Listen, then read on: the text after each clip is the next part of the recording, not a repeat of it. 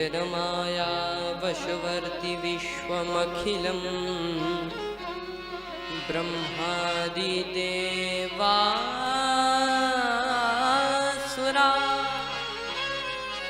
यत्सत्त्वादमृखैव भाति सकलं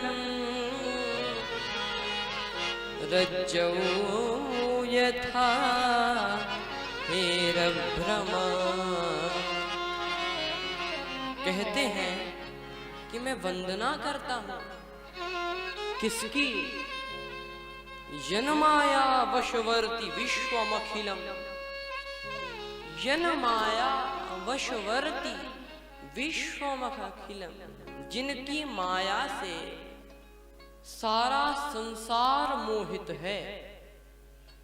और एक एग्जाम्पल भी दिया, उदाहरण भी दिया कि रज्जौ यथा हेर भ्रमा, रस्सी में भी सर्प की भ्रांति होने लगे कि कहीं रस्सी डली हो और सर्प दिखने लगे। ये माया का चमत्कार है।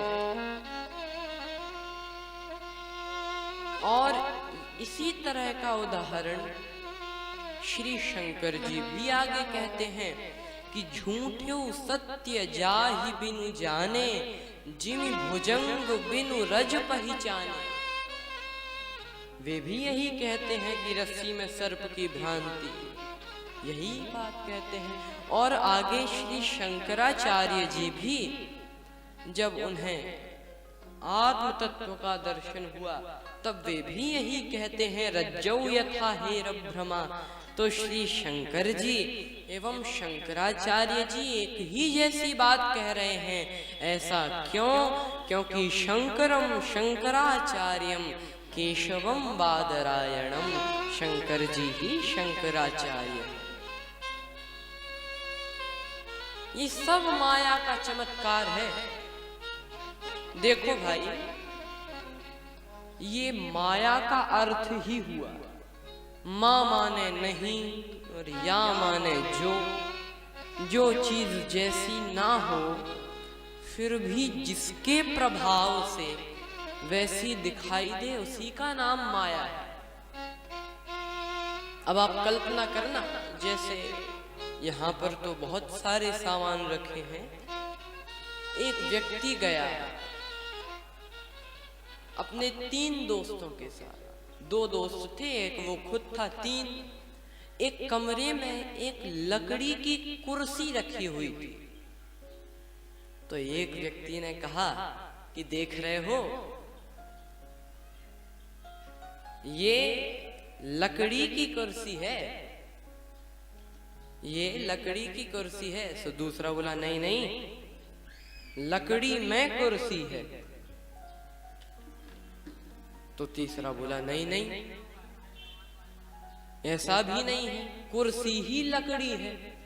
अब देखो, बात तीनों एक ही जैसी कह रहे हैं, लेकिन कहने का ढंग, पहला बोला कि ये कुर्सी है, ये कुर्सी लकड़ी की है। तो दूसरा बोला नहीं नहीं, लकड़ी में कुर्सी है या कुर्सी में लकड़ी है। तो तीसरा बोला नहीं नहीं, कुर्सी ही लकड़ी है। तो ये बातें 3 हो गई, लेकिन बातें एक ही जैसी हैं। तो यही भ्रम है। ये एक चीज अलग अलग तरह से हमें दिखती है, यही तो भ्रम है। यही भगवान की माया। और उसका जिक्र श्री तुलसीदास जी यहाँ पर करते हैं कि यन माया वशवर्ति विश्वमखिलम ब्रह्मादिदेवासुरा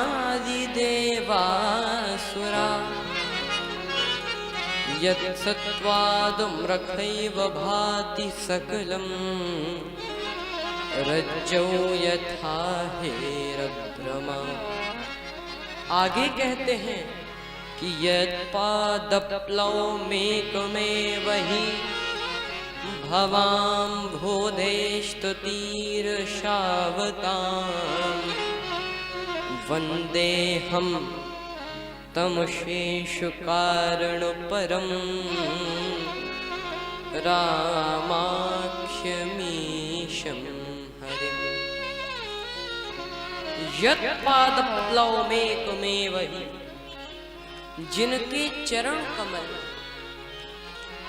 इस अपार भव सागर से पार जाने के लिए नौका के समान है। यत्पादप्लवमेकमेव हि भवाम बोधेस्तु तीरशावता। वंदे हम, मैं उनकी वंदना करता हूं। लेकिन और यही ऐसा ही प्रश्न श्री शंकराचार्य जी महाराज अपनी लघु पुस्तिका मणिरत्न माला के मंगलाचरण में भी कहते हैं। उनका एक शिष्य उनसे पूछता है कि गुरुदेव, अपार संसार समुद्र मध्य, इस अपार संसार समुद्र में, अपार संसार समुद्र मध्य कौन सा समुद्र? भव सागर का समुद्र। अपार संसार समुद्र मध्य सम्मज्जितों में शरणम किमस्ति।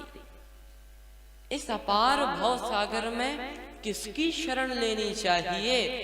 तो शंकराचार्य जी कहते हैं, गुरु कृपाल कृपया वदय तद। वे कहते हैं कि विश्वेश पादाम्बुज दीर्घ नौका, भगवान के चरण कमल ही इस भव सागर से पार जाने के लिए नौका हैं। और यही बात श्री तुलसीदास जी अपनी श्री रामचरितमानस में भी कहते हैं कि यत्पादप्लवमेकमेव हि भवाम बोधेस्तु तीरशावतां।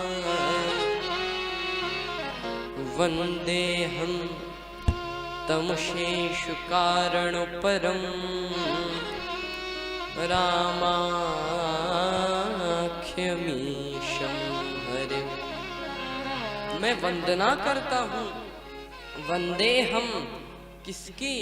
तम शेष कारण परम, जिनकी राम नाम से ख्याति है, रामाख्यमीशं हरिं।